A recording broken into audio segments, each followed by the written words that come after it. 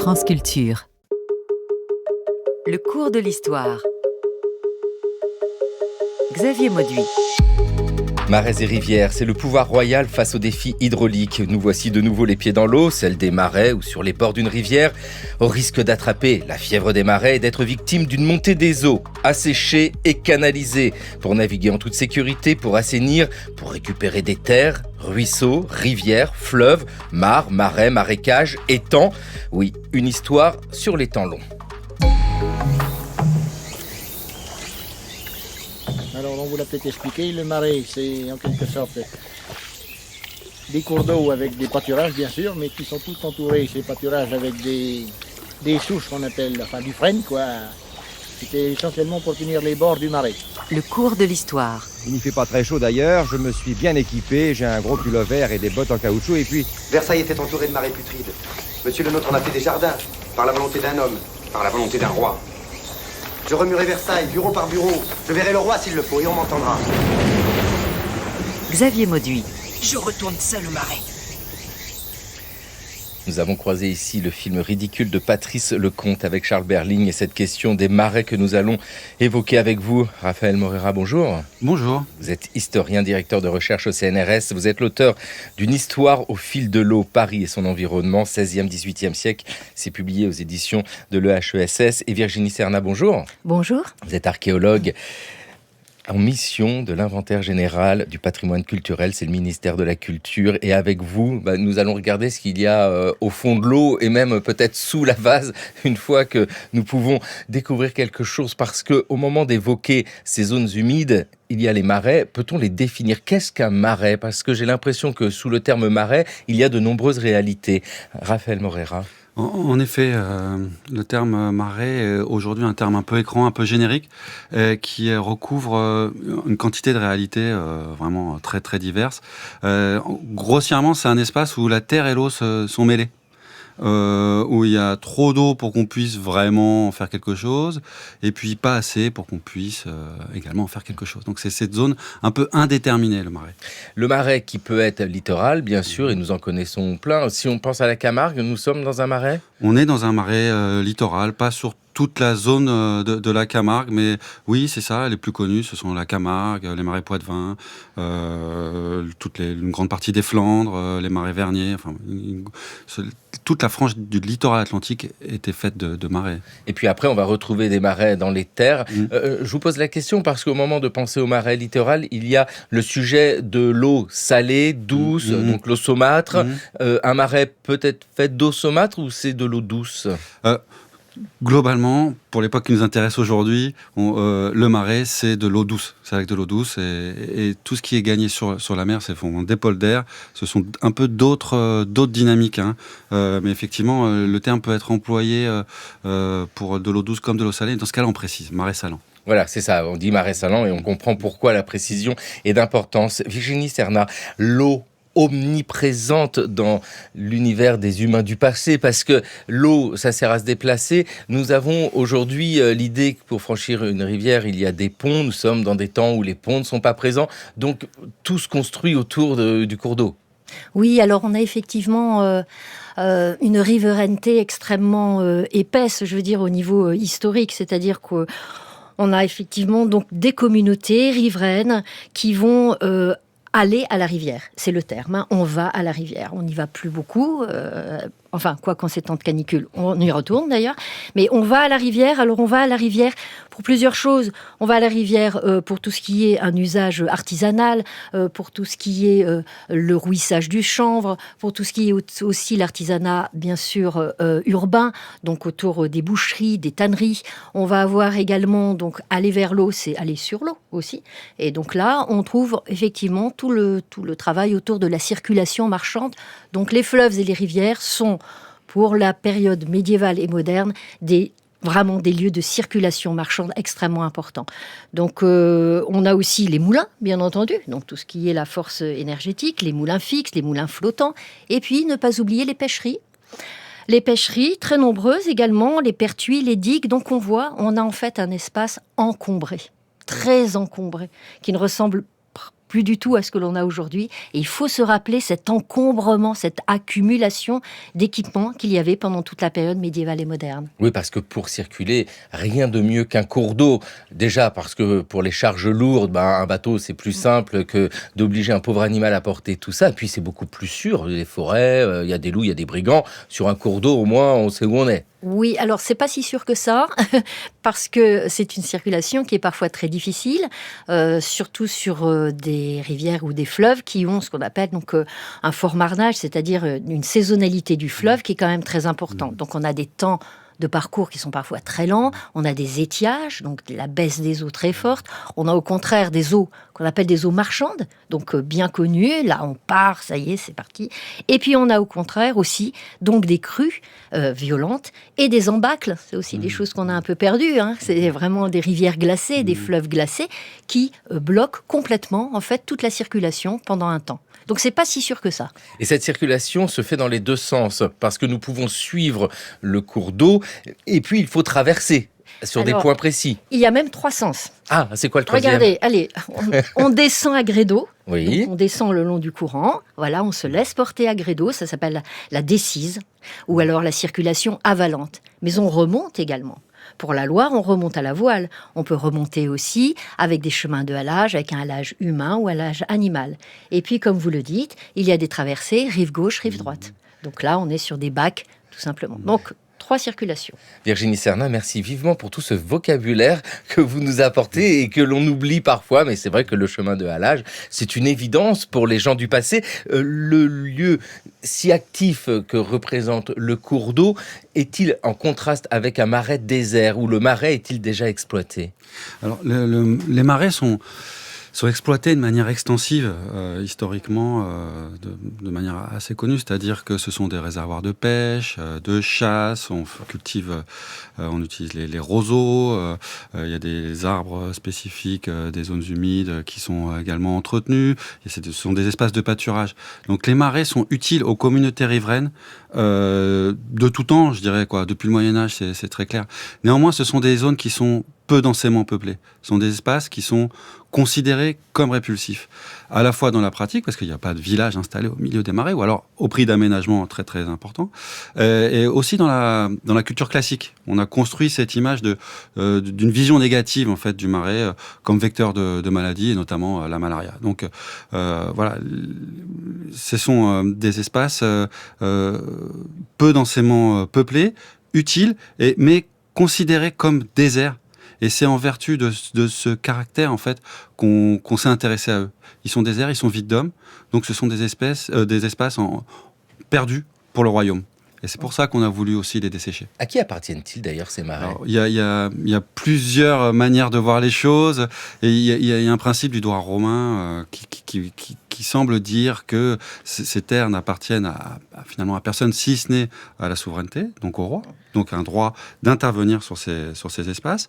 Dans la réalité, ce qu'on observe, c'est que les seigneurs, au XVIe siècle, au XVe siècle, ont assez peu de moyens techniques, financiers, humains, pour en faire réellement quelque chose, enfin, pour les mettre en culture. Donc ce sont des espaces marginaux dans les seigneuries, mais sur lesquels les seigneurs peuvent exercer leur autorité. Voilà. Donc, on a une intervention sur les marais qui passe par la monarchie, mais qui ne peut se dispenser de l'appui des seigneurs. D'ailleurs, sait-on où l'on en est de l'idée de propriété au sujet des cours d'eau, des fleuves, des rivières ? Je pense tout de suite à l'idée de péage possible au moment de franchir un bac. Est-ce que ça, c'est un droit seigneurial ? Ça peut être privé ? Comment ça se construit, cela ? Alors ça se construit au fil du temps avec effectivement les seigneurs péagers qui vont effectivement poser en fait des pancartes de péage et demander systématiquement en fait un financement lors du passage de chaque péage. Ce qui va provoquer à nouveau cet encombrement et cette difficulté en fait d'une circulation libre et qui va provoquer très rapidement une enquête extrêmement intéressante qui sera diligentée donc au XVIIIe siècle pour savoir quels sont les péages qui sont vraiment, je veux dire, légitimes. Et cette enquête va être très intéressante parce qu'elle va donner lieu, donc c'est l'enquête de la commission des péages, Elle va donner lieu en fait à 2 sources d'archives qui sont passionnantes quand on travaille sur l'histoire des rivières, puisqu'on va avoir un état des lieux de l'ensemble des rivières de la France pour le XVIIIe siècle. Des experts vont partir, donc des sachants, comme on dit, vont descendre la rivière, donc à gré d'eau. Ils vont descendre les rivières et s'attacher à reconnaître tous les obstacles à la navigation. Que ce soit les pertuis, que ce soit des bâtons, que ce soit des épaves échouées ou que ce soit des moulins. Et cette lecture assez obsessionnelle, je dois dire, de la rivière va donner lieu donc à un rapport qui va être numéroté. Donc, on a 84 obstacles de la rivière sur un bief particulier. Mais surtout, il va donner lieu à une carte. Et cette carte, qui est aux Archives nationales, au département des cartes et plans, se trouve finalement, pour la première fois, porte un regard uniquement sur la rivière, sans s'occuper de ce qui se passe sur les côtés. Auparavant, on a une cartographie qui montre toujours un chemin, un grand ruban bleu, là, merveilleux. Là, pas du tout. On voit en fait une rivière avec 1, 2, 3, plein de numéros d'obstacles. Et les solutions vont être proposées donc, par ces fameux experts au cours donc, du XVIIe siècle et du XVIIIe siècle en particulier pour essayer d'enlever ces obstacles. Et pour nous, archéologues et historiens, nous avons là un état à un instant T des rivières, donc en 1742, 1754. Et ça, c'est passionnant. Raphaël Morera. Oui, sur la question de la propriété des rivières et des cours d'eau, il faut raisonner en termes d'usage. Voilà, il y a réellement les rivières, les fleuves dont s'occupe Virginie qui sont navigables. Certaines sont flottables, donc plus petites, sur lesquelles on fait passer des bûches de bois. Ça, ces rivières, ces cours d'eau sont du ressort vraiment du domaine royal, avec une délégation qui est réalisée, qui est opérée auprès d'autorités locales. Et puis, les cours d'eau qui ne sont ni navigables ni flottables, qui peuvent être tout petits, mais qui peuvent être quand même un peu plus gros, sont la propriété éminente des seigneurs. Voilà, on ne peut rien faire sans les seigneurs sur ces cours d'eau. Alors ça dépend bien sûr des régions. Par exemple, on parlait de la Camargue tout à l'heure, là c'est la ville qui va avoir une autorité éminente. Enfin, ça dépend des endroits. Virginie Serna nous présentait une source exceptionnelle pour étudier les rivières. Existe-t-il quelque chose d'équivalent pour les marais, ou pour le demander autrement, quelles sources permettent de comprendre, de saisir comment fonctionnaient ces marais ?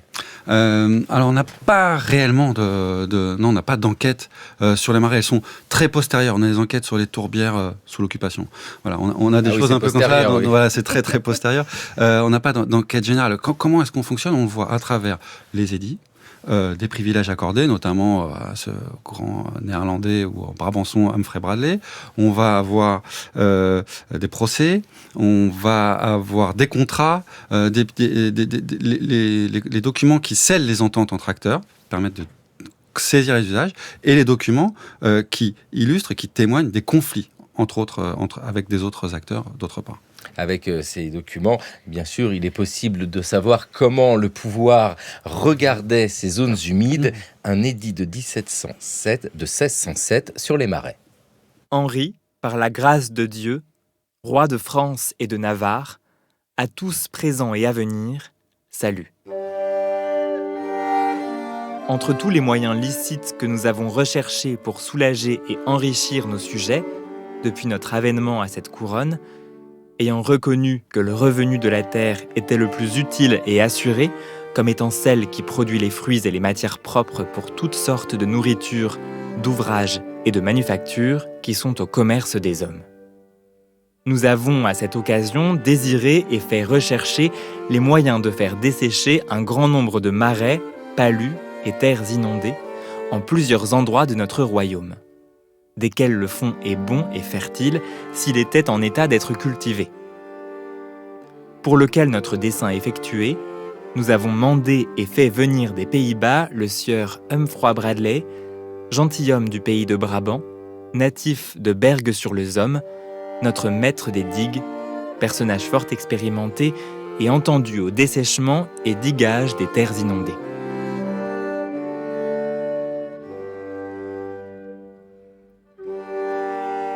C'est Colin Gruel qui lisait cet édit de 1607 du roi Henri IV. Il faut mettre en avant l'agriculture. On le sait bien, labourage et pâturage sont les deux mamelles de la France. Raphaël Morera, donc ici, au début du XVIIe siècle, la volonté royale est d'assécher les marais en faisant appel à des Hollandais. C'est bien ça ? Oui, alors ça, c'est la belle histoire. Celle des édits et celle qui a été retenue par les érudits locaux et par l'historiographie pendant très très très longtemps. Et c'est une partie de la réalité. On est effectivement allé chercher Humphrey Bradley pour conduire ces travaux de par le royaume. Hein. Bradley, il a dû intervenir sur entre 10 et 15 marais en tout. Hein. Donc c'était vraiment quelqu'un qui a pu se déplacer sur tout le territoire. Il avait déjà expérimenté les choses en Angleterre, dans les Fens, et ça n'avait pas trop marché. Il était rentré en conflit avec l'aristocratie britannique et par le jeu de certaines négociations, il est arrivé en France avec un premier édit en 1599 et le second en 1607. Donc il y a cette idée de la monarchie qui attire les talents, pour employer un mot à la mode, pour dessécher les marais. Mais Bradley tout seul ne peut rien. Et donc il essuie une série d'échecs entre 1599 et 1605, où là on a un premier contrat avec la duchesse de Mortemart, et puis cet édit de 1607 qui confirme le précédent édit. Et donc cette série d'échecs, en fait, elle donne naissance après à une association pour l'assèchement des lacs et marais de France, grâce à laquelle Bradley, en fait, peut mettre en œuvre réellement son privilège en s'associant avec des investisseurs de type capitaliste d'origine flamande, et puis des membres de l'aristocratie très proches de Sully, très proches d'Henri IV, Jean de Fourcy et Rusé d'Effiat, donc des compagnons vraiment de ces temps de reconstruction, et qui vont monter une société capable d'intervenir sur vraiment des endroits très divers à l'intérieur du royaume. Vous nous l'avez dit, tous les deux, que ces espaces humides sont pas très bien considérés parce que les marais sont malsains, il y a les moustiques, donc la malaria, le paludisme, etc. Et Virginie Serna, vous nous le disiez bien, les rivières, elles sont très attractives parce qu'elles permettent l'activité, mais dans le même temps, elles font peur. L'idée de canaliser un fleuve entre dans la même politique que ce que l'on entend sur les marais ? Oui, tout à fait. On a en fait autour des rivières la problématique des crues. C'est-à-dire la problématique en fait des inondations non maîtrisées et qu'il faut absolument maîtriser. Donc d'un seul coup, on va voir en fait apparaître à partir du XVIe siècle un discours sur le corps hydrique. Le corps, en fait, des rivières. Et on a des phrases étonnantes comme « il faut flatter la rivière afin qu'elle ne vienne pas détruire les cultures ». Donc, on commence un peu à la personnifier, ce qui est assez étonnant. Et puis arrivent surtout les crues qui sont donc trop dévastatrices et une demande formelle absolument qu'il n'y ait que l'on protège à la fois les terres cultivées, donc de chaque côté des fleuves, et que l'on protège surtout cet espace de navigation. Donc va arriver en fait, assez rapidement, surtout sur la Loire, qui est vraiment un laboratoire sur lequel je travaille depuis longtemps, arrive sur la Loire, en fait, la demande qui est la suivante, on va construire des levées. Au début, ça s'appelle des turcis. Donc, ce sont en fait des fascines avec des bois, du saule, mêlé avec de la terre et de la pierre. Et on monte, en fait, ces petits remblais, on va dire. Mais ces remblais, au départ, sont des remblais qui permettent l'inondation des terres à l'arrière. Donc, en fait, on accueille la rivière lorsqu'elle est en hautes eaux. Ensuite, on n'accepte plus et on demande à ce que vraiment la rivière soit maîtrisée. À ce moment-là, ce ne sont plus des montilles, ne sont plus des levées. On va passer à des levées qui sont vraiment des levées qui sont vues comme des remparts militaires. Et ce qui est intéressant, c'est que justement, avec Colbert, on va passer, donc qui est à ce moment-là directeur des travaux publics du royaume, donc XVIIe siècle. Il fait venir en fait des ingénieurs militaires et il va travailler la rivière en faisant des levées, des fortifications. Et le discours, le vocabulaire d'ailleurs change. Ce sont des ingénieurs militaires qui viennent. Et donc là, d'un seul coup, on voit s'élever des remparts de pierre qui seront d'autant plus dangereux que s'il y a une crue vraiment extraordinaire, là, ce n'est pas le fleuve ne va pas d'un seul coup inonder par l'arrière. Il va y avoir des brèches. Et les brèches, c'est ce qui est vraiment le plus redouté par l'ensemble en fait des riverains. Donc au fur et à mesure, on va voir une maîtrise en fait, une tentative de corsetage. Même on appelle ça le corsetage de la rivière au fur et à mesure. Donc au départ les remblais, donc ces petites turcis, puis ensuite des levées, puis ensuite au fur et à mesure, donc avec Colbert. Puis ensuite, avec Vauban, on arrive à quelque chose qui ressemble vraiment à des murailles tout le long de la Loire. Nous ne sommes pas sur la même temporalité avec les marais parce que Humphrey Bradley, c'est la toute fin du XVIe siècle, début du XVIIe siècle. Et Humphrey Bradley, ingénieur du Brabant, donc des régions où l'on sait très bien maîtriser l'eau, lui, il est dans une démarche civile ou peut-on l'associer à cette vision un peu militaire ? Il faut lutter contre un ennemi malsain qui serait le marais. Pour penser à l'intervention monarchique au XVIIe siècle, on pense militaire. Je veux dire, on veut renforcer le royaume, on a besoin d'hommes, on a besoin de troupes. Donc effectivement, le renforcement agricole du royaume, ça participe de sa puissance. Hein. Donc on a toujours cette logique c'est pas directement militaire, mais stratégique derrière. Néanmoins, lui, ce qui vise Bradley, c'est pour lui les assèchements, ce sont un moyen de s'enrichir, de gagner des terres. Et puisqu'en échange de ses services, il devient propriétaire. Il est censé devenir propriétaire d'une partie des terres desséchées.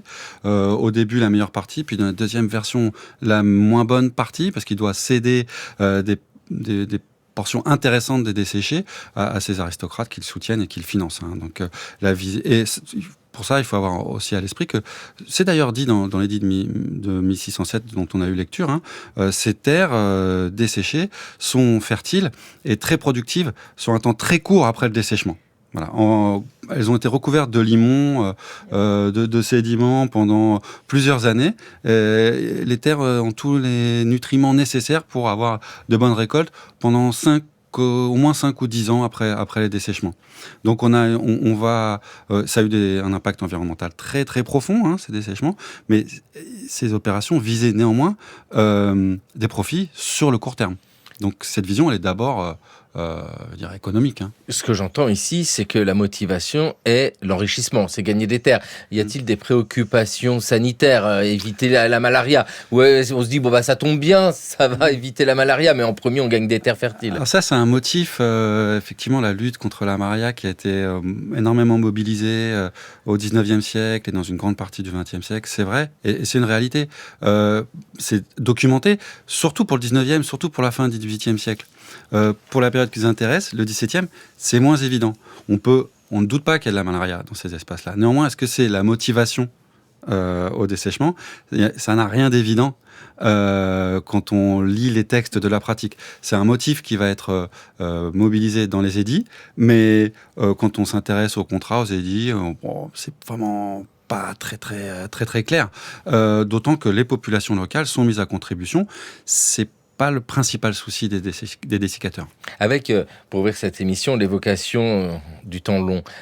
La volonté au XVIIe siècle d'assécher les marais, de canaliser les cours d'eau s'inscrit dans une histoire beaucoup plus longue parce que Virginie Cernat, la Loire par exemple, est bien connue. Ses caprices sont connus depuis longtemps. Donc les gens avaient cherché des moyens aussi pour essayer d'éviter les caprices du fleuve.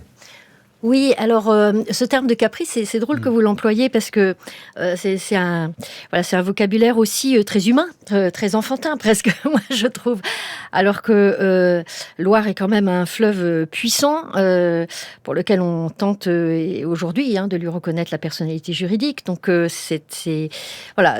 Alors autour de la Loire, effectivement, il y a eu une adaptation systématique des riverains.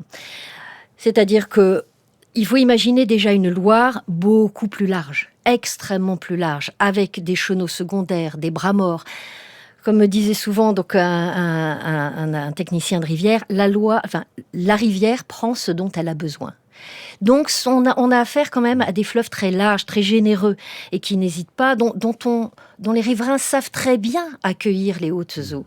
Ils savent moins bien accueillir les crues, mais ils savent très bien accueillir les hautes eaux. Donc, ils se déplacent, ils bougent, on monte des montiles, on construit avec un premier étage, on s'installe sur des remblais. Donc, il y a vraiment une adaptation que l'on tente de retrouver à l'heure actuelle, mais qui a été perdue pendant longtemps. Et cette adaptation, le fait d'être riverain et d'être très proche de la rivière, ça a été compris aussi très rapidement par notamment Henri II Plantagenet. À un moment donné, en rivière, en fait, donc au XIIe siècle, il accueille en fait ce qu'il appelle les hostes. Les hostes, en fait, ce sont des exploitants qu'il va accueillir en fait tout proche de la Loire, en leur donnant en fait des terres, mais en leur disant attention. vous allez être exonéré de certaines charges, vous allez avoir des terres, mais vous allez surveiller cette loi qui était dite capricieuse, vous allez la surveiller, et pour la surveiller, vous allez y habiter. Parce que habiter au bord du fleuve, c'est quand même quelque chose qui fait que vous veillez dessus. Vous êtes une sentinelle. Et donc, il disait, vous serez comme des sentinelles sur un rempart.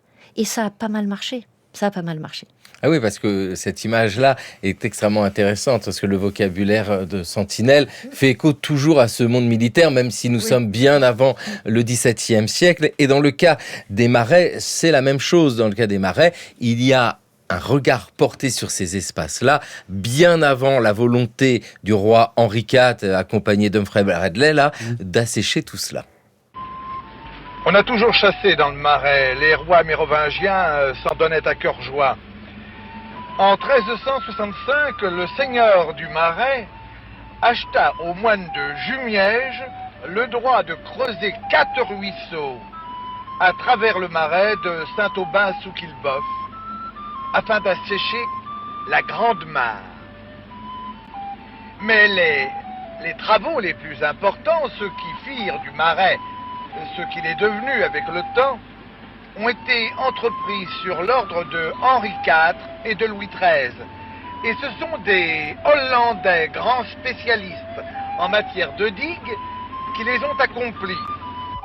La digue des Hollandais, c'est ce talus.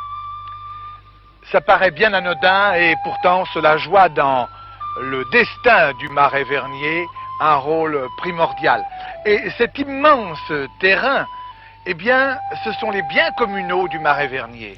Le sublime Marais Vernier en Normandie, donc présenté dans Normandie Actualité en 1976. Raphaël Moreira, il y a toute l'évocation quand même d'une connaissance du Marais depuis longtemps, et puis ces bouleversements qui ont lieu au XVIIe siècle avec l'appel à des Hollandais. Mais c'est pas si simple que ça. Comment assécher un marais? Parce que Virginie Serna nous expliquait comment canaliser un fleuve en différentes étapes jusqu'à construire des remparts. Mais pour un marais, une digue ne suffit pas. La digue, en fait, est la dernière étape du dessèchement. C'est l'étape où on érige cette digue pour protéger la zone conquise sur laquelle on a investi des crues du fleuve qui le borde, ce marais. Donc, c'est la dernière étape. Alors, les étapes de dessèchement, elles ont été décrites par un auteur néerlandais qui s'appelle Andries Svirling dans un traité des digues écrit dans les années 1570. Pour lui, la première étape, c'est l'atterrissement. C'est-à-dire qu'il faut déjà commencer par accumuler sur l'espace convoité suffisamment de terre pour que le dessèchement et que le drainage puissent être efficaces. Donc il faut exaucer le niveau des terres en bloquant les sédiments, en construisant des épis. Voilà. C'est la première opération. Une fois que le niveau des terres a été relevé, alors parfois ça se fait tout à fait naturellement, on profite de dynamique naturelle, on peut procéder au drainage. On procède au drainage en élaborant, en concevant et puis en aménageant des réseaux de drainage complémentaires. Un réseau primaire fait de petites rigoles qui vont converger vers des canaux plus gros, c'est ce qu'on appelle le réseau secondaire, qui vont servir d'émissaires pour conduire l'eau drainée à l'extérieur du marais, hors de la digue qu'on construit dans un troisième temps. C'est vraiment comme ça que ça fonctionne. Après, on peut avoir 2 profils de marais. Soit le centre du marais est bas, et dans ce cas-là, on fait converger l'eau vers le centre et on conduit depuis ce centre à l'extérieur du marais. Soit le centre du marais est plus haut et dans ce cas-là, on conduit les eaux à l'extérieur du marais dans un canal de ceinture. C'est la technique qu'on emploie dans le Marais Vernier, au sujet duquel on a entendu cet extrait. Oui, c'est quand même des infrastructures gigantesques et une fois encore, ça permet de voir la mobilisation de communautés entières. Virginie Serna, vous avez parlé de sachants aussi, donc des sachants qui viennent mais qui ne sont pas seuls, c'est pas Humphrey Bradley qui arrive tout seul et qui va assécher un marais, c'est pas Colbert tout seul et Vauban qui va qui va canaliser un fleuve. Vraiment, c'est une histoire particulièrement humaine que vous nous racontez. Alors, c'est intéressant ce que disait Raphaël, parce qu'on a aussi les mêmes équipements. Je retrouve le terme, bien sûr, de digue, mais aussi le terme d'épi. Donc, on a effectivement des équipements qui sont mis en place. Alors, ils sont mis en place par une organisation qui se trouve à peu près sur l'ensemble des rivières de France et même en Europe. Ce sont des communautés de marchands qui vont donc s'organiser. Donc, on a comme ça, sur la Loire, la communauté des marchands fréquentant la rivière de Loire et fleuve descendant en Issel. Et vous avez comme ça donc la Hanse des marchands de l'eau pour Paris. Donc ces groupes sont organisés, ces communautés sont organisées. Pour la Loire, c'est organisé avec Philippe le Bel, donc au XIVe siècle. Ça va durer jusqu'en 1772 à peu près, puisqu'après ce sont les ingénieurs des Turcis qui prendront le relais, puis les ingénieurs des ponts et chaussées. Alors cette organisation marchande, elle est là uniquement pour cela. Elle est là pour favoriser la libre circulation, pour mettre en place un espace marchand avec une saisonnalité la plus forte possible. On essaie de naviguer le plus longtemps possible. Elle est là pour ce qu'on appellerait aujourd'hui le libre-échange. Il faut que ça marche, il faut que ça descende, il faut que ça remonte. Et il faut que le sel, les céréales, le blé, froment, orge, seigle, le vin, les ardoises, les pondéreux, il faut que ça parte jusqu'à Nantes, il faut que ça remonte, et puis ça met en relation l'ensemble en fait des rivières de France. Donc ces organisations, elles ont donc le monopole complet de la circulation. Alors qu'est-ce qu'elles font ? D'abord, elles se réunissent, elles se connaissent entre elles au travers donc des différents ports et des grandes villes portuaires. Et surtout, elles organisent ce que l'on appelle le balisage. Alors le balisage, c'est-à-dire qu'il faut effectivement sur ces rivières changeante, avec une dynamique fluviale qui est assez souple, reconnaître là où peut passer le plus facilement le bateau. Parce que je dis le bateau, mais en fait ce sont des trains de bateaux. Parfois il y a 6 bateaux qui descendent ou 2 bateaux brêlés l'un à côté de l'autre. Et donc il faut que ces bateaux descendent, il faut qu'ils trouvent le bon chemin. Donc là il y a toute une lecture de la rivière qui doit se faire par les mariniers ou les bateliers, mais il y a surtout un balisage. Donc l'entretien de toute la rivière navigable et du chenal de navigation est dévolu donc à cette communauté des marchands. Et donc là, ce sont riverains, négociants, toutes les communautés en fait organisées autour de ces grandes organisations qui vont descendre les rivières, enlever les pieux, voilà. Oui, parce que c'est cela la question, c'est canaliser le fleuve pour les moments exceptionnels, les crues, et puis au quotidien, le rendre navigable. Ça demande beaucoup de travail, ça demande aussi de faire en sorte que le fleuve, que la rivière, que le cours d'eau ne s'ensable pas. Mercier travaille depuis ce matin à 7h, qu'il avait commencé à curer à la houe Bourbière, sans descendre dans l'eau. Il y est descendu et gratte au fond de la rivière, dans toute sa largeur, qu'il y forme un banc de sable et gravier avec sa houe Bourbière, et qu'il l'enlève avec sa bêche, et le jette sur la berge, ainsi qu'il l'a fait en notre présence. Qu'il avait de l'ordre de monsieur de la Place qu'il commençait au pont de pierre, appelé la Place, et qu'il finissait au moulin du sieur Guéroux, ainsi qu'il le faisait pour tous les autres meuniers qu'il emploie à curer leur rivière. France Culture, le cours de l'histoire. Xavier Mauduit. C'est Tina Young qui disait ici ce texte à propos de la rivière Chalouette à Étampes en 1778. Il faut curer, et dans l'évocation que nous avons, il y a des moulins. Il y a la nécessité de faire fonctionner le cours d'eau, ne serait-ce que pour qu'il puisse être navigué. Virginie Serna, c'est vraiment tout cela les préoccupations. Elles sont multiples, c'est-à-dire qu'on ne peut pas en prendre en compte seulement une exigence, les moulins. Il faut prendre en compte l'intérêt de tout le monde. Oui, c'est ça qui est difficile en fait. Sur les rivières, Anne Coquelat-Vallière avait un très joli mot pour la Dordogne. Elle disait la Dordogne, c'est une propriété partagée. Et effectivement, on retrouve bien cette notion d'espace partagé et donc obligatoirement d'espace de conflit et donc de contentieux. Alors cet espace, il se partage entre la navigation, qui à un moment donné est primordiale. Et puis à un moment donné, on va penser plutôt moulin, donc force énergétique. Et puis il ne faut pas oublier les pêcheurs qui sont là également. Et puis tout ce qui est, je l'ai déjà dit, l'artisanat du bord de berge. Les chanvres à rouir, les chenevières, tout ce qui est aussi autour des corderies. Et puis il y a les riverains, on vient laver son linge, on va à la rivière, je l'ai déjà dit. Et puis avec ça, vous avez ce dont on n'a pas encore parlé, mais tout ce qui est jeté dans l'eau, donc tout ce qui est de l'ordre de la pollution urbaine pendant tout le Moyen-Âge, on va aussi... Il y a des choses qui vont aussi naturellement à la rivière. Donc voilà. Et donc on a effectivement dans cet espace fluvial des conflits d'usage qui sont extrêmement passionnés et qui montrent qu'on a différents exploitants du fleuve auxquels parfois la monarchie va donner plutôt on va dire privilège à la circulation, un autre moment privilège donc plutôt aux meuniers. Voilà, on a comme ça différents usages. C'est compliqué. C'est compliqué et aujourd'hui encore, on a de nouveaux usages qui sont pas inintéressants aussi à rappeler. Donc, on va dire quand même que sur les grandes rivières, c'est d'abord la notion de navigation des rivières et de circulation. D'ailleurs, Vauban va écrire son mémoire de la navigation des rivières, dans lequel il va analyser en fait en 1698 tout le transport fluvial possible et il va présenter un vaste projet qui fait communiquer 143 rivières. Donc là, voilà, on est dans quelque chose qui est de l'ordre vraiment du libre-échange, de la libre-circulation. Et d'ailleurs, dans cette notion de fluidité, c'est pas inintéressant de voir que c'est le terme de débit. Aujourd'hui, on parle de débit pour autre chose, mais on parle du débit de l'eau.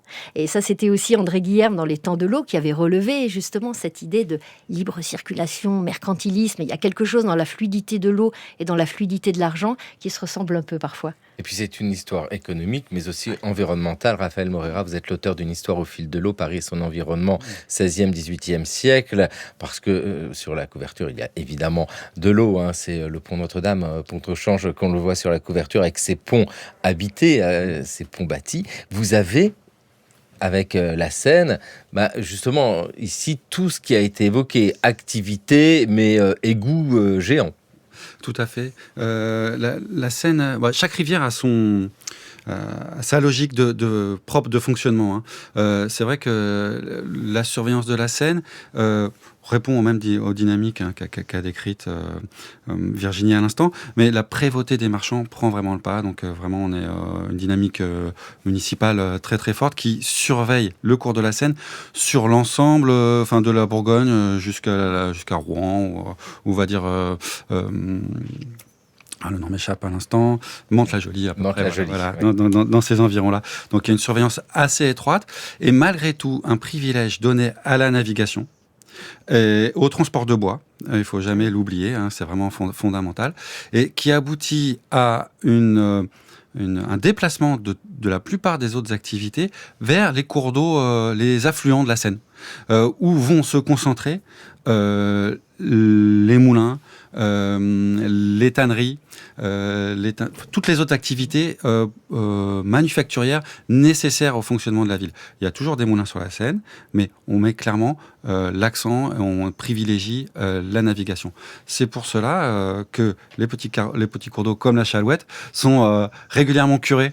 Parce qu'ils s'envasent très très vite et tous les ans à l'étiage il faut descendre dans le fond du cours d'eau et retirer les vases accumulés pendant l'année pour que les cours d'eau aient assez de vitesse pour faire tourner les moulins qui sont vraiment fondamentaux pour fournir la farine à la ville.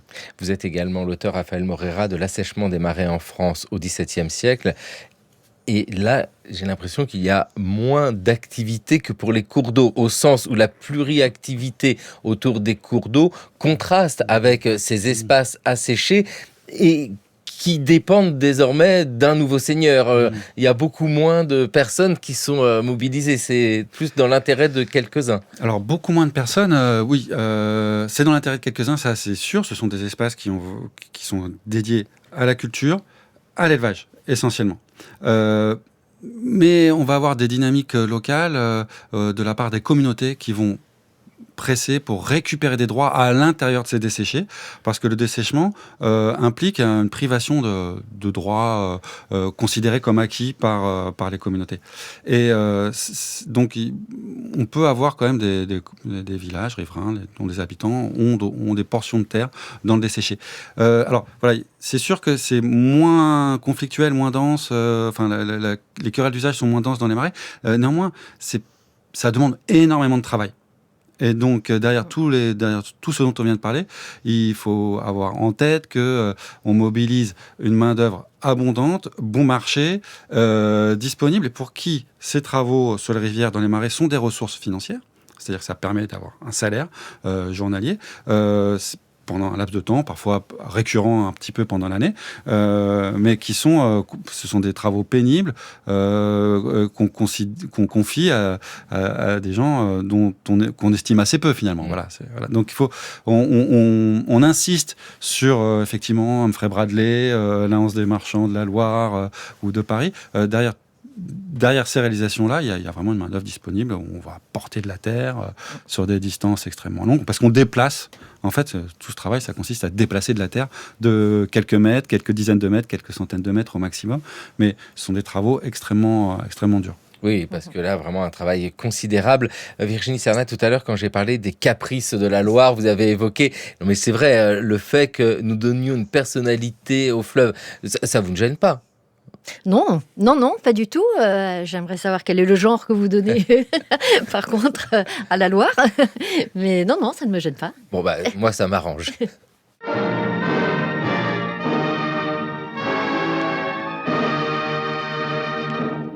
Nous vous avons choisi, grande dame de France, parce que vous êtes la plus grande des 5 grands de notre pays.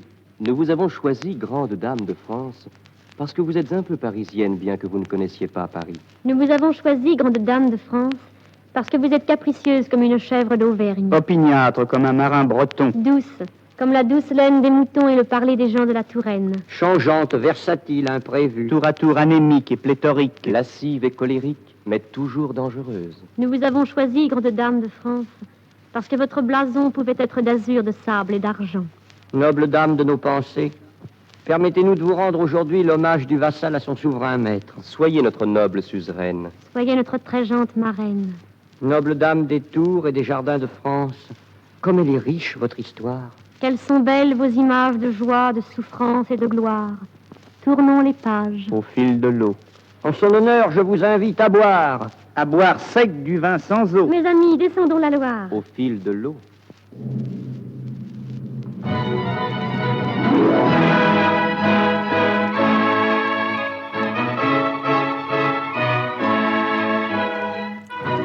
Poétique de la Loire au fil de l'eau en 1949. Virginie Cernat, là, nous sommes servis. Y a-t-il des résistances à l'aménagement qui visent à canaliser le fleuve ? Alors peut-être il faut aussi reprendre ce terme de canaliser. On n'a pas une Loire canalisée, on a une Loire maîtrisée, au moins que l'on tente de maîtriser. Ensuite il y a donc toute la partie sur les canaux latéraux. Mais si on revient sur la partie, est-ce qu'il y a des résistances ? En fait, les résistances vont plutôt être du côté de la façon de maîtriser, justement. Parce que cette maîtrise, elle est demandée. Elle est demandée par les riverains, elle est demandée pour la navigation. Mais on se rend compte que malgré le soin qui est donné donc à ces murailles, à ces levées, malgré systématiquement donc le travail qui est fait par Colbert avec cet art de la fortification militaire donc sur la Loire, ça ne fonctionne pas.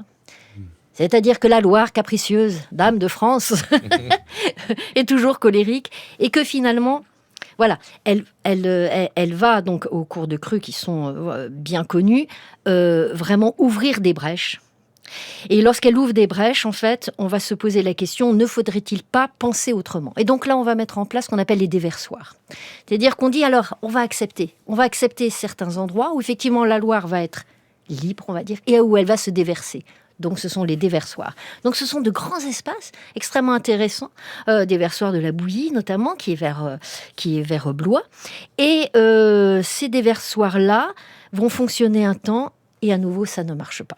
Ça ne marche pas. Donc, on continue à surélever. Et donc, c'est cette surélévation permanente qui fait que les levées que l'on connaît à l'heure actuelle deviennent donc des routes. À l'heure actuelle, c'est la Loire à vélo. On se balade quand même sur les levées quand on fait de la Loire à vélo. Et on a donc cette impression que ça ne suffira jamais. Et donc, l'idée commence à germer de barrages.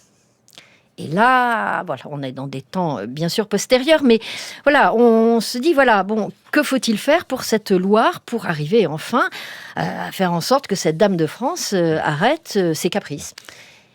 Voilà, et on en est un petit peu toujours là. Bah oui, parce que c'est vrai que la Loire, et nous le savons bien, de tous les fleuves, est l'un quand même qui est le plus dur à maîtriser. L'archéologue que vous êtes voit les traces de toutes ces tentatives au fil du temps, de ces infrastructures passées recouvertes par d'autres infrastructures.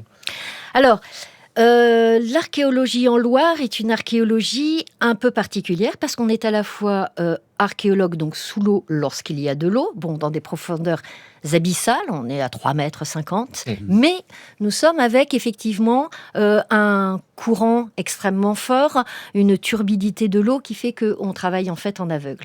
Donc on a à la fois, on est parfois sous l'eau et puis de plus en plus maintenant on est juste avec de l'eau jusqu'aux genoux à cause des étiages extrêmement importants. Alors ce que l'on y voit, eh bien ce que l'on y voit, et ça c'est intéressant, c'est finalement ce qui a été installé dans la Loire. Donc on va voir ces équipements, on va voir ce qui a été jeté dans la Loire. Donc là, tout est possible jusqu'à l'heure actuelle. On va voir également donc ce qui a été perdu. Et là, on retrouve sur les notions donc de cargaison perdue.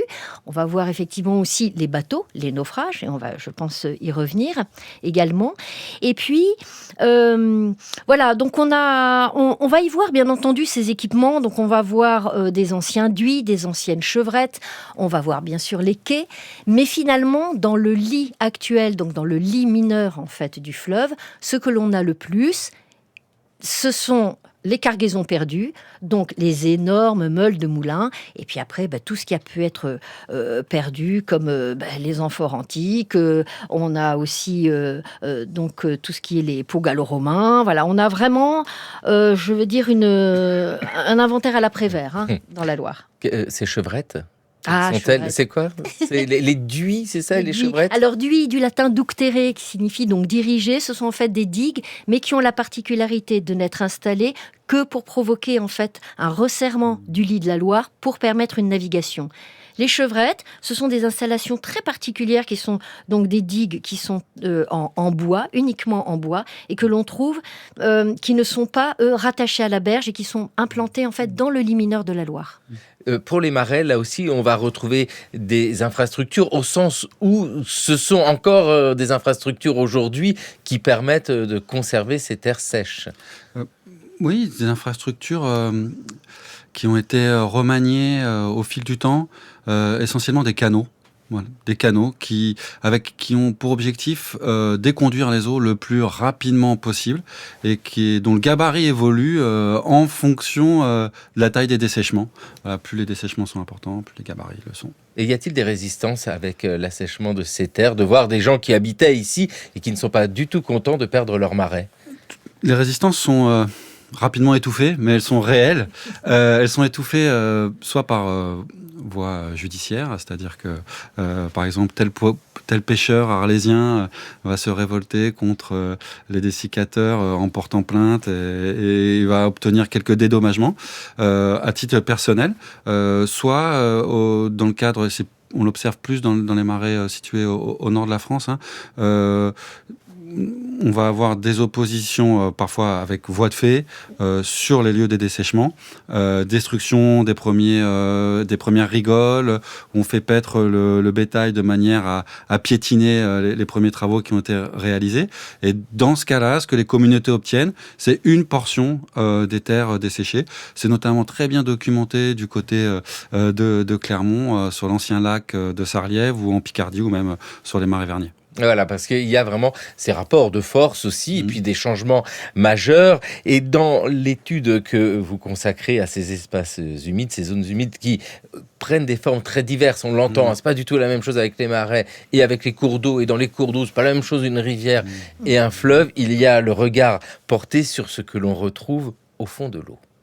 Le citoyen Pascal Poimul, marinier, facteur. demeurant commune d'Orléans, nous a remontré qu'il lui a été confié la conduite d'un train de 6 bateaux, chargés pour le compte de la République d'équipements et armements de guerre. Qu'étant arrivé ce jour vers les 11h du matin en cette commune sur la rivière de Loire, entre l'île aux Bœufs et un bâti de pieux qui se trouve entre ladite île et les chantiers de Bel-Air, où l'eau couvrait le dit bâti de pieux. Qu'un grand coup de vent sud-ouest, malgré tous les soins et précautions et l'ancre à l'eau que lui et les autres mariniers de l'équipe ayant pu prendre, a jeté le dit train sur le dit bâti de pieux, de manière que Thiraud a tellement endommagé que de suite il est allé à fond, sans qu'il ait été possible de rien sauver de ce qu'il contenait.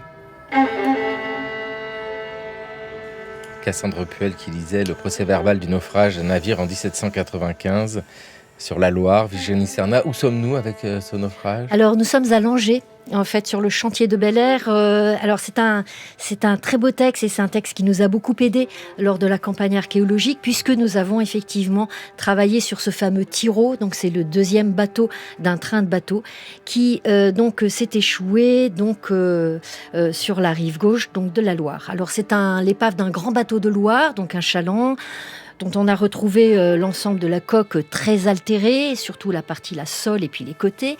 21 mètres de longueur, 4 mètres de largeur.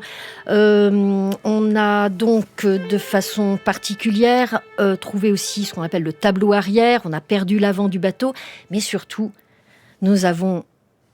Et c'est ça qui est merveilleux, ça a été la découverte de ce procès-verbal qui nous a raconté, pour la première fois en archéologie, on a rarement ça, tout ce qui s'est passé à l'occasion donc de ce naufrage. Et surtout, il y a un deuxième en fait texte, et ce serait trop long de le présenter ici, qui raconte ce qui a été récupéré, parce que tout est tombé au fond, comme ils le disent, dans ce péril de rivière, puisque c'est comme ça que l'on appelait les naufrages, mais nous avons une partie de la cargaison. Et là, la grande surprise, c'est que de voir ce grand chaland de Loire, donc naufragé en 1795, avec un chargement qui est très étonnant, un chargement à la fois civil, des pots de parfumeur, des rouleaux de tabac, des ballons d'estampes et de musique, enfin des ballots d'estampes et de musique, et puis à la fois aussi toute une cargaison militaire qui est là pour pacifier la guerre de Vendée. Donc on a des boulets d'artillerie de différents calibres, qu'on a longtemps pensé pour la guerre de Vendée, pas du tout. Les calibres de ces boulets montrent que ce sont des boulets qui partent en fait pour les arsenaux de la marine, Nantes, Paimboeuf, sans doute Lorient. Et on a également des caissons à munitions qu'on a mis longtemps à comprendre ce que c'était avant d'aller au musée de l'armée pour effectivement les reconnaître. Et donc on a d'un seul coup, pour la première fois je crois en Loire, un grand chaland de Loire 18e siècle avec sa cargaison qui d'ailleurs est en train de descendre lentement mais sûrement vers Nantes parce qu'elle est en train de descendre, elle est à 900 mètres en aval du site archéologique, pour vous montrer un petit peu la force de la dynamique fluviale en Loire à l'heure actuelle. C'est-à-dire que depuis 1795, le bateau au fond de la Loire a continué à avancer. Alors, pas le bateau, lui, il est resté là parce qu'il est en fait fossilisé par les boulets de canon qui sont dessus, mais la cargaison, on ne sait pas pourquoi, continue donc à partir. Elle arrivera un jour à Raphaël Morera. Oui, et ce que Virginie souligne là, c'est les dangers de la navigation fluviale. On a des pilotes spécialisés. Encore aujourd'hui, pour entrer dans un estuaire, on a les bateaux sont pris en main par ce qu'on appelle des pilotes. Et la monarchie du XVIIe siècle a parfaitement conscience de ces dangers, et c'est pour ça que dès cette période, on a un effort pour construire des canaux de navigation horizontaux, par bief, qui sécurisent énormément la navigation. Donc, depuis la Loire, on a construit le canal de Briare, le canal d'Orléans, et puis ensuite tout un réseau de canaux depuis la Bourgogne pour joindre comme ça les Bert-Saint-Vincent les uns avec les autres. Oui, ça donne d'un seul coup des fleuves qui ne sont plus capricieux du tout. Là, on est dans une rigueur et dans une régularité en fait de l'eau. Il n'y a plus de saisonnalité avec les canaux. Avec une histoire qui s'écrit sur les temps longs, c'est comme ça que j'ai ouvert l'émission, puisque si aujourd'hui dans le cours de l'histoire nous avons ce focus sur les rivières et les marais au XVIIe siècle principalement, au moment d'assécher les marais et de maîtriser les cours d'eau, il y a aussi cette histoire très longue et c'est en cela qu'elle est pertinente. très grande dans l'espace parce que c'est toute l'Europe et dans le temps parce que si nous regardons comment au Moyen-Âge les moines ont pu assécher des espaces entiers, nous voyons des filiations ici qui s'écrivent et que ce XVIIe siècle, en fait, c'est un moment sans doute majeur, mais d'une très longue histoire. Oui, tout à fait. Cette filiation, elle se reconnaît par exemple aussi dans la communauté des marchands de l'eau. À l'heure actuelle, on pourrait dire que les ingénieurs des ponts et chaussées et puis maintenant les établissements publics, voire les agences de l'eau, sont aussi dans la même filiation, quelque part, dans cet entretien de l'eau. Voilà, ce qui arrive, je trouve, de plus en plus, de façon de plus en plus prégnante, c'est quand même les habitants du bord de l'eau, et les humains et non humains, et les autres qu'humains, qui effectivement commencent à prendre une place importante et je pense que là on a une entrée dans un autre univers de l'eau qu'il faudrait apprécier. Et pareil pour les marais, depuis les abbayes médiévales qui ont pu maîtriser tout leur espace, leur environnement, jusqu'à aujourd'hui. En fait, c'est cette longue réflexion sur notre rapport à ces zones humides. Sur le terrain, l'armature hydraulique, les réseaux de drainage sont d'une continuité étonnante. Les dessicateurs du XVIIe ont repris les travaux des cisterciens des siècles précédents et ils sont encore en usage pour une grande partie aujourd'hui. Ce qui s'est passé au XVIIe, c'est la formalisation d'un rapport à l'eau très spécifique qui conduit à chercher à séparer la terre et l'eau. Et on est encore aujourd'hui dans cette dynamique. Qui n'a été tempérée que depuis les années 1970 avec l'adoption de la Convention de Ramsar qui vise à protéger les habitats des oiseaux migrateurs et donc protéger les zones humides. Donc là, on a eu un premier pas en arrière, un premier recul, un premier changement de trajectoire vers la protection de ces territoires, donc vraiment un changement de rapport qui a apporté ses fruits. On va dire de manière quand même assez efficace, avec des zones vraiment bien protégées.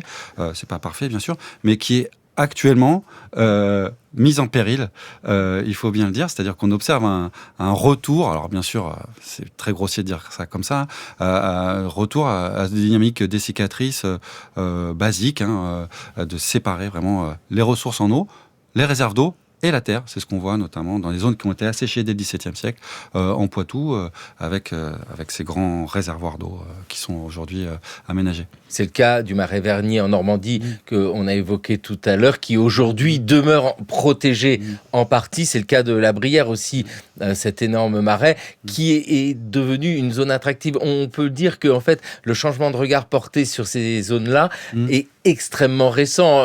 Il faisait peur, ce marais, il était malsain. Aujourd'hui, c'est un espace de loisirs, un espace de conservation de la nature.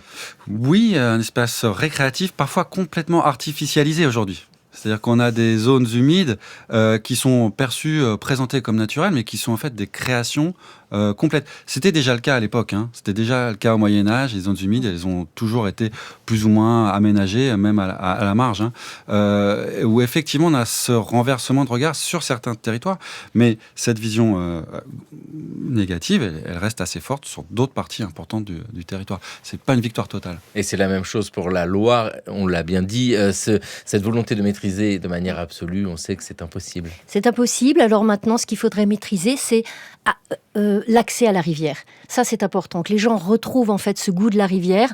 Alors, ils vont le retrouver parfois avec dangerosité, malheureusement, lors de ces temps de canicule, mais on pourrait imaginer des écoles de Loire, des écoles de baignade, où on apprend en fait à lire la rivière, où on apprend à regarder les culs de grève, on apprend à avancer à pas lents, en fait, sur ces zones qui sont très ensablées maintenant, de la Loire en particulier. Et je crois que là, il y a un très bel apprentissage à retrouver nos rivières et ne plus en avoir peur. Virginie Cernan, on a juste envie d'aller se balader au bord de la Loire en votre compagnie. Merci vivement d'être venu dans le cours de l'histoire, et Raphaël Morera, d'aller se balader dans n'importe quel marais avec vous et de lire une histoire au fil de l'eau, votre ouvrage Paris et son environnement aux éditions de l'EHESS. Merci vivement à tous les deux. Prochain épisode dans le cours de l'histoire. Le cours de l'histoire, cette fois, va descendre sous l'eau, habiter sous les mers. Allez, on se fait la bise.